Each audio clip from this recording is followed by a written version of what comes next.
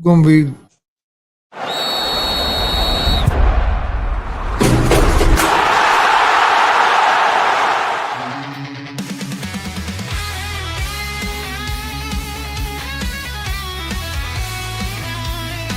Afternoon show, we own the night.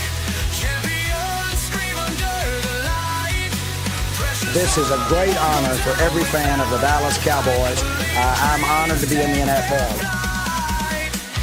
Heroes fall and legends rise. Twist of fate in our eyes.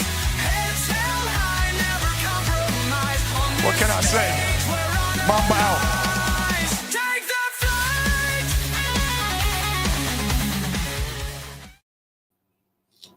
all right.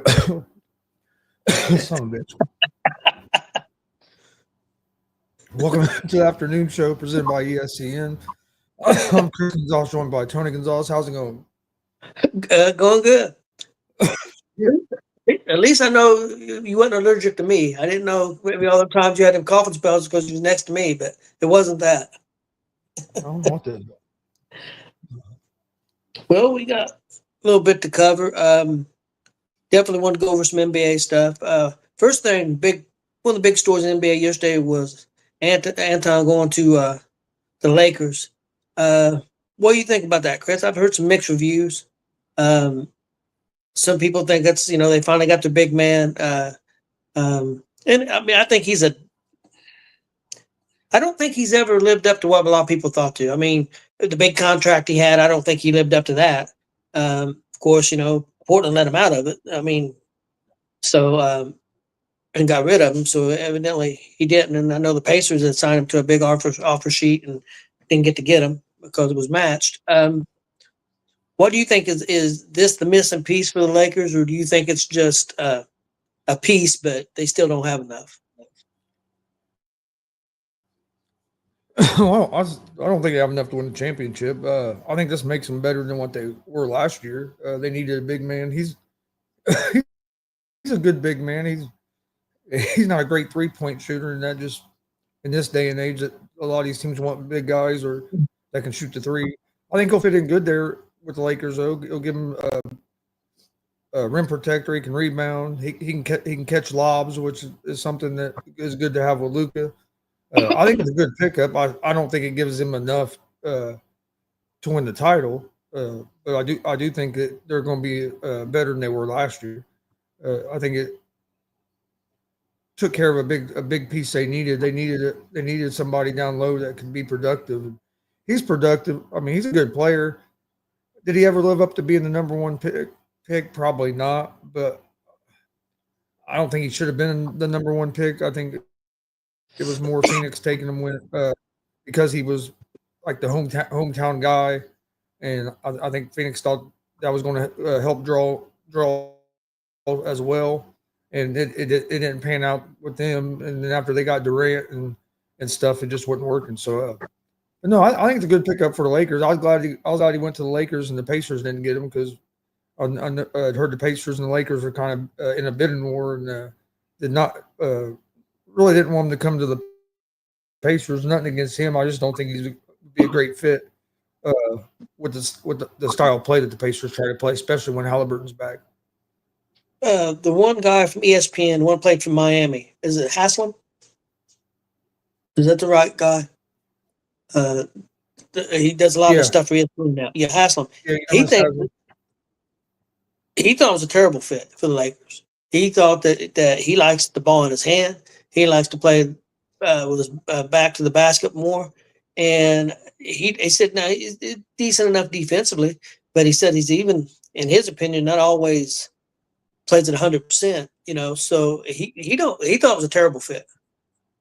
He said, does the Lakers make the Lakers a little better? Yeah, maybe, but he said he don't think it's a good fit.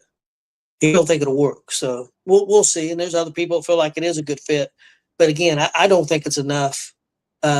Especially with all the other teams in the West, a lot of teams got better.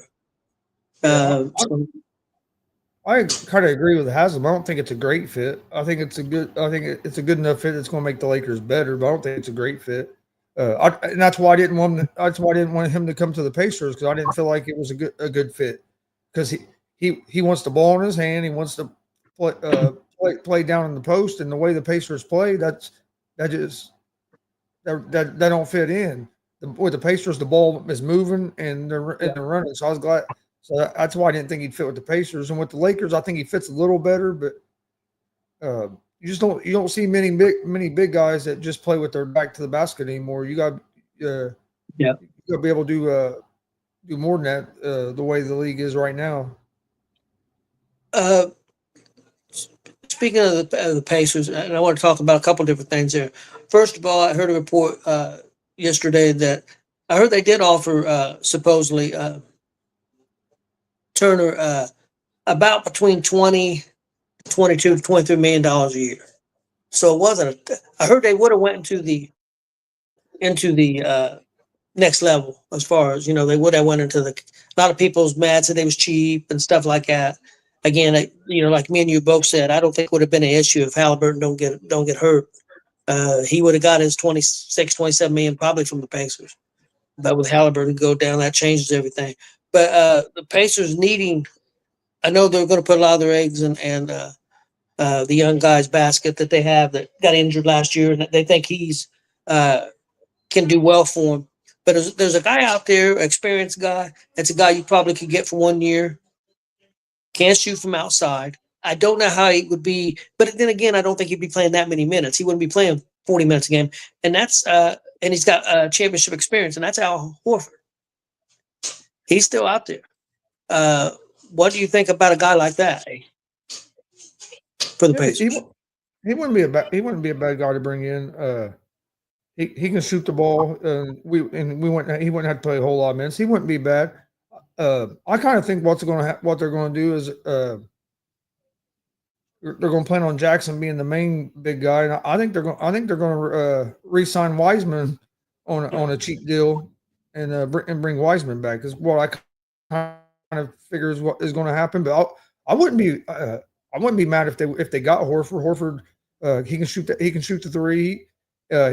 He's played with the Celtics. He's not a ball dominant guy. Like he's played an offense where the ball moves. So I think he'd be a decent fit that way. It'd probably take him some adjustment of getting used to maybe the pace that the Pacers play at.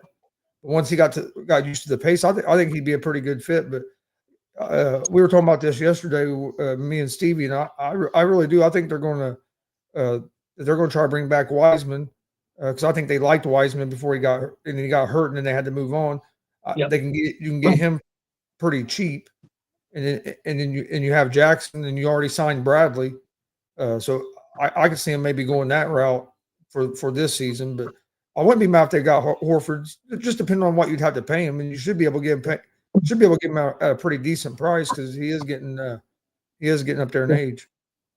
Yeah, if he's not going back to Boston and.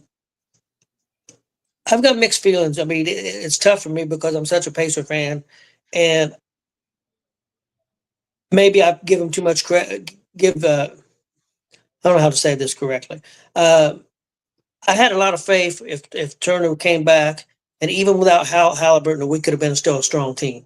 And maybe that's blind faith a little bit, because I mean Halliburton means a lot to that team. Just as that captain and that leader, it's going to be hard to replace that.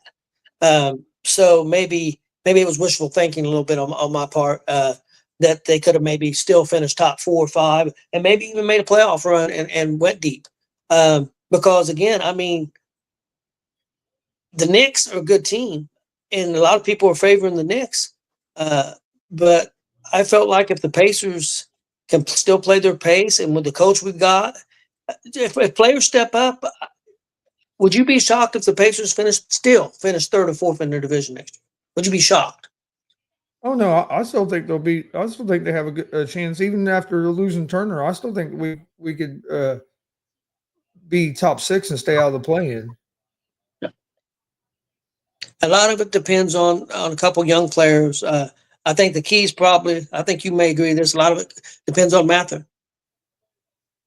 Can he step up?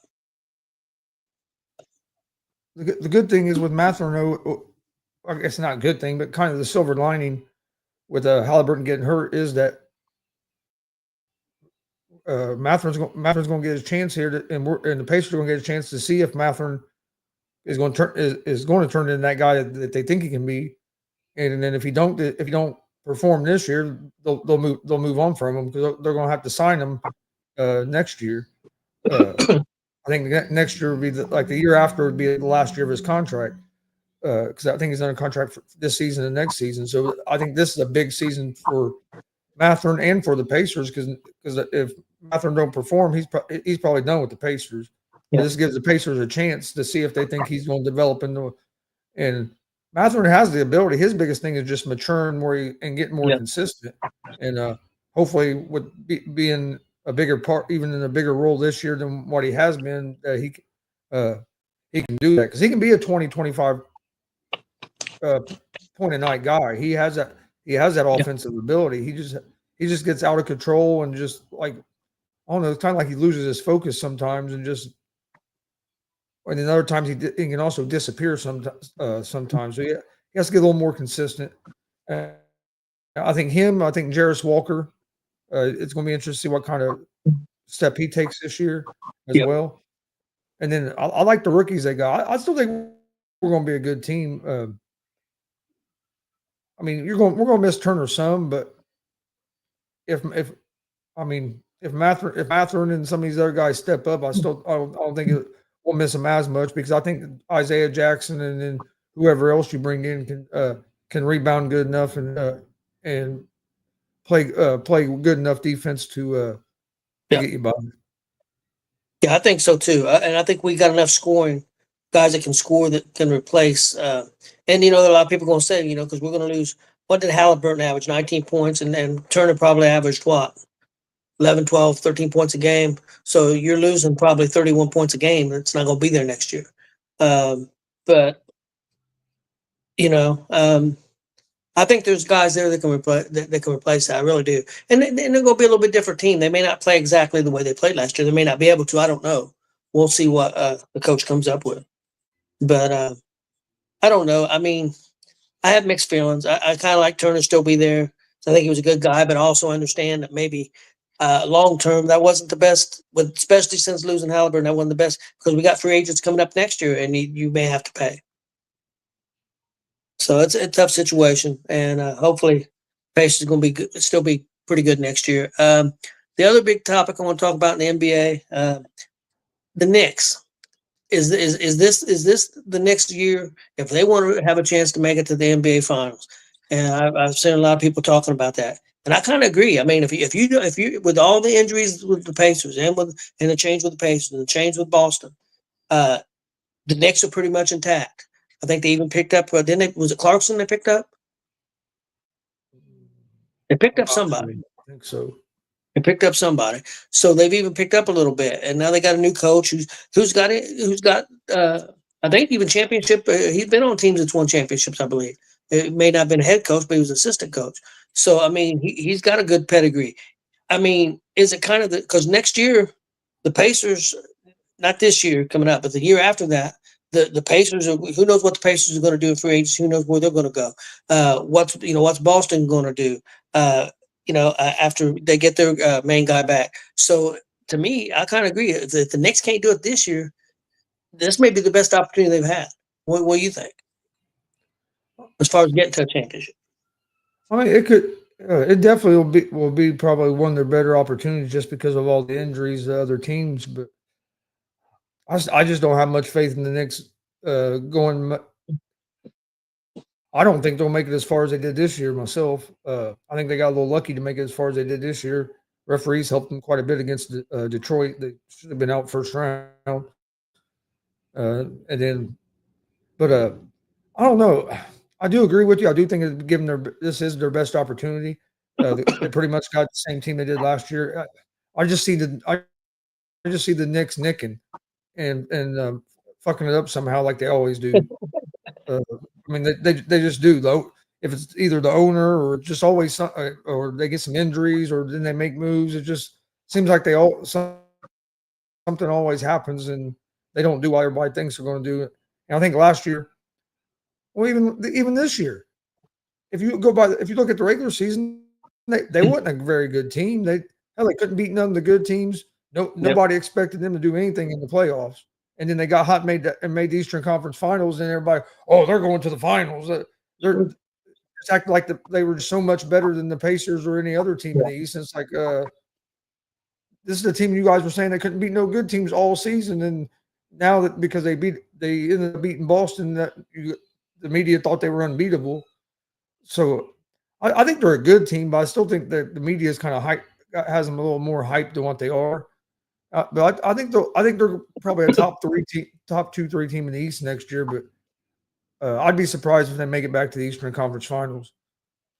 The East is really wide open because even though I know you like Cleveland and they do have a good team, but what have they done? I mean, they've not really won a series in the playoffs. So until they, I think they won one series, but who do they beat? But until they go to that next level, the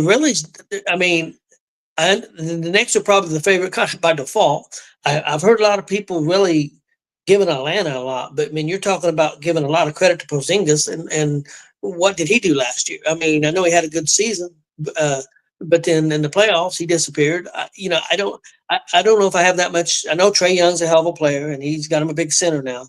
But again, what have they done? So there's nobody proven. So it's got the team. I still go back. Of course, I hold a lot of faith for the Pacers, but the team that impressed me in the playoffs last year, and again, they didn't win anything either, is the Detroit Pistons. That's the team that I think everybody needs to watch out for. And nobody's talking about them. They're kind of going under the radar. I think they'll be good. I think Orlando Magic are going to be better as well. Yeah. I think Cleveland's going to be good again. I know they haven't won anything. I think Cleveland just has a more complete team than what the Knicks do, especially if they get Garland back healthy. And I think that experience this year in the playoffs probably helped Cleveland quite a bit going into next season. So I'd have them up there. I think Detroit's going to be better. And I think Orlando, but Knicks are going to be good. But I don't know. I just don't see them making it all the way back to the Eastern Conference Finals. What do you think about Atlanta? Do you think they're that much better? I think they got a little better, but I wouldn't say a lot better. And a lot of it is everywhere Porzingis has been, he's had trouble staying on the court. So you have that. I like what the moves they made. But I still think they got a little ways to go before they're going to be top competitors. Do you think Ball could be a big help for Cleveland? I think so, because he's not going to be expected to be a main ingredient like he was for the Bulls. Of course, he's got to stay healthy, but again, they're not going to expect him to play 40 minutes a game. So I think he could really help Cleveland. What do you think? Yeah, he can help. He'll help Cleveland. He's a good point guard. He can distribute the ball. His biggest thing has been injuries. That's been, that knee he lost a lot of playing time over that knee. So, but hopefully he can stay healthy. If he stays healthy, I think he'll be productive. And I think it was a pretty decent pickup there by Cleveland. Yeah. Next up, we'll talk a little baseball. I want to talk about your favorite team, the Dodgers. I know they're not your favorite team, but Clayton Kershaw last night got his 3,000th strikeout. What do you think about that? I watched a lot of that game. Dodgers, man, I tell you what. I hate to admit it, man, but they're just with their offense, they're never out of it. They were down 4-2 going to the bottom of the ninth, and they come back and won that game last night. Your mom was saying, "Oh, Dodgers ain't got a chance, they ain't gonna come back." And they come back and won it in the ninth. But what'd you think about old Kershaw getting 3,000?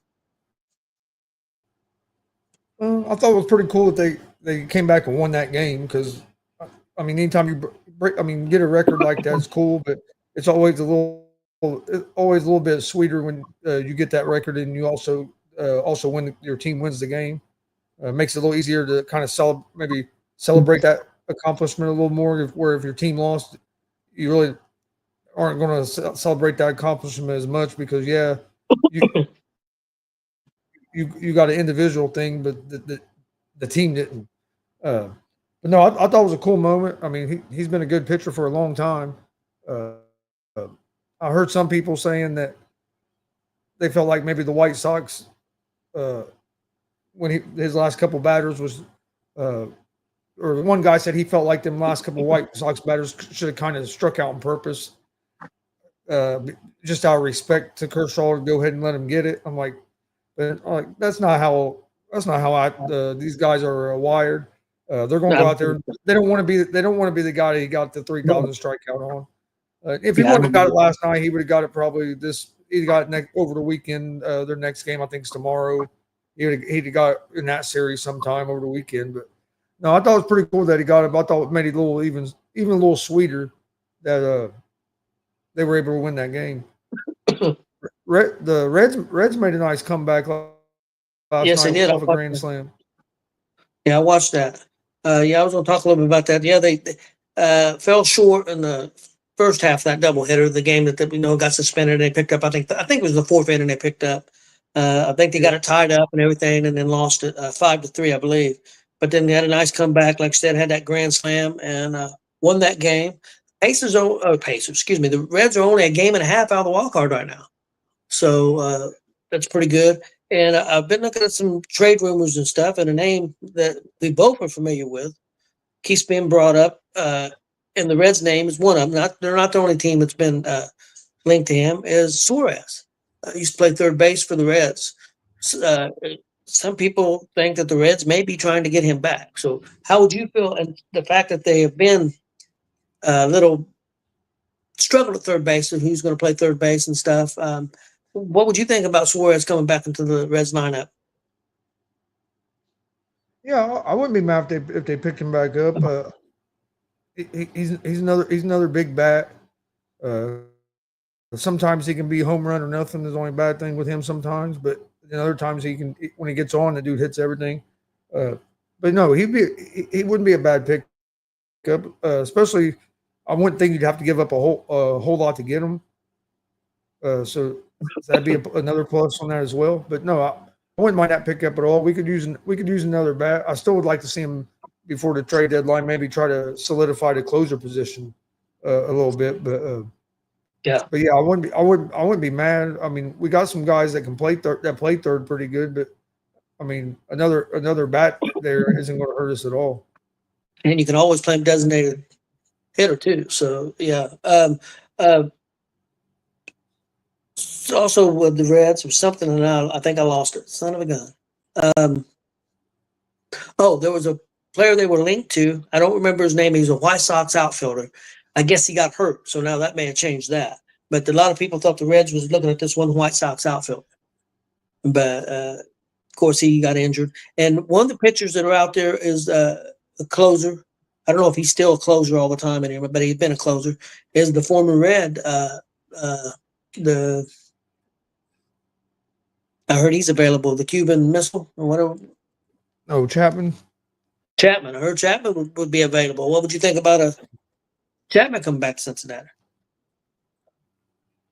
Yeah, I wouldn't be against it. I mean, I think he'd be as good or maybe a little better than what we have right now. So I wouldn't be against it. I think I do have to give Pagan some credit though. That Emilio Pagan has stepped up and been doing a pretty decent job closing for the Reds ever since they kind of moved him into that spot. But I mean, yeah, Chapman wouldn't be a terrible pickup.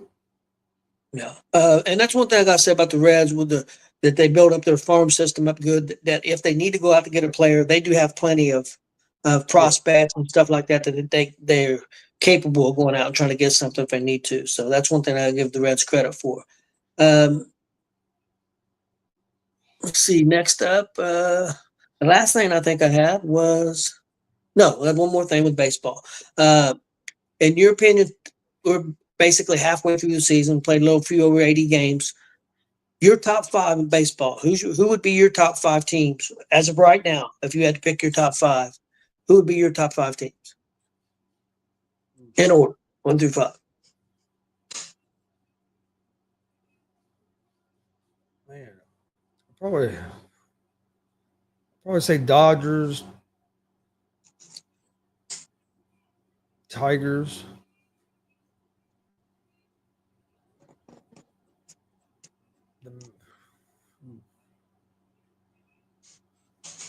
No, let me think for a minute.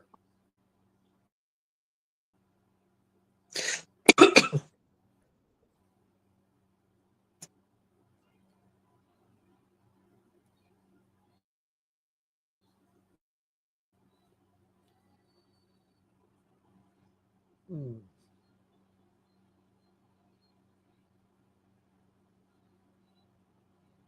I'd have the athletics up there just because I'd put them ahead of the Houston Astros. No, I'd go Dodgers. I like the Tigers a lot. Uh, I'd probably go the Phillies after that, and then you could probably throw like the Mets. Mets are pretty good. I think the Yankees are decent. I know Astros are playing pretty good ball right now. Um, yeah, I don't know who I put in that last spot. Here's my top five. Number one, Detroit Tigers. Number two, the Dodgers. Number three, the Cubs. I hate saying that. Number four, the Astros, and my number five team would be the Phillies. As of right now, this is just going through 80 games. I know I don't have the Yankees on there, but the Yankees have struggled lately. The Mets have struggled lately. That's the only reason I don't have them on there right now. Not saying that they won't be in the playoffs and be a top five team. I'm just going by the first 80, 81, 82 games. That would be my top five.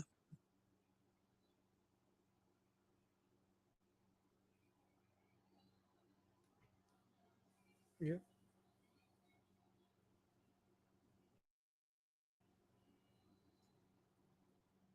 Yeah, if Dodgers stay healthy, if they can especially if they get some pitchers healthy, they're going to be. I think they're going to be tough to beat in the Yeah, they are. playoffs in the I series. hate to do that.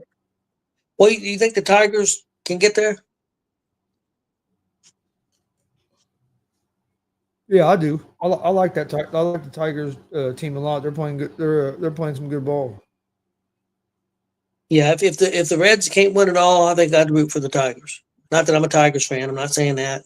I'm just saying that if my Reds can't be there, then I would like to see the Tigers get it done. So, uh, and the last thing I had was just a little bit of UFC. I was looking at some pound for pound ratings. Wanted to see what you thought of these. You're going to have to help me with the names a little bit here, Chris. First of the guy that overtook the guy and moved to number one, fought this past weekend, and lightweight champ Topuria. Am I saying that name right? Yep. Uh, so he's the pound for pound.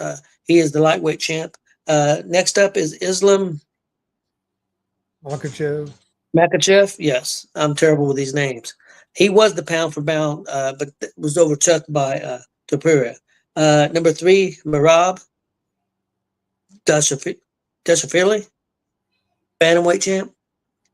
Uh, Number four, he's no longer. Well, I think he might be a featherweight champ, but he lost one of his championships. Alexander Volkowski is number four. Number five, middleweight champ Duplessis, Yep. and at six they had was the lightweight champ, but I don't think he is anymore. Alex Pereira, and at seven they had.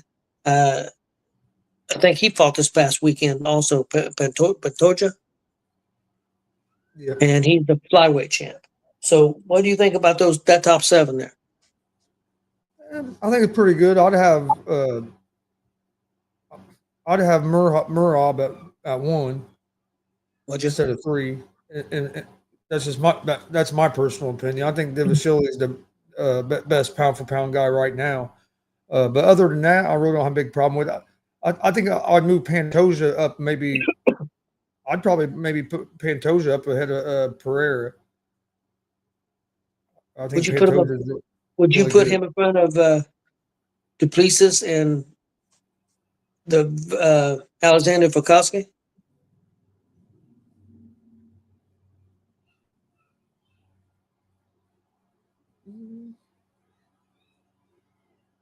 Because Volkowski got beat by Tapura. It'd be close. I'd have him ahead of. I'd probably put him right up there. Where Vokal's at. Yeah, I think I too. I think he should be in that 4 spot. I was really impressed with that Tapura. But again, I Tapura's know good. I'd have him at 2. Yep. But I think Divashili is a little bit better. But Tapura, yeah, that dude's an animal. So I don't have a problem with him being at 1 at all.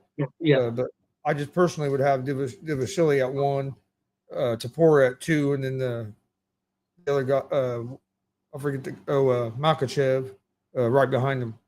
Yeah, at 3, and then probably do you think Panchora 4th?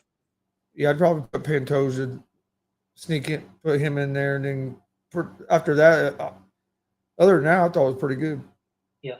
Yep. Yeah, I thought it was a little interesting, and they're off this weekend. They've got a fight night coming up on the following weekend, and then I want to say then they've got a big pay-per-view coming up. So I think I want to say maybe on the 12th, no, 19th, I think.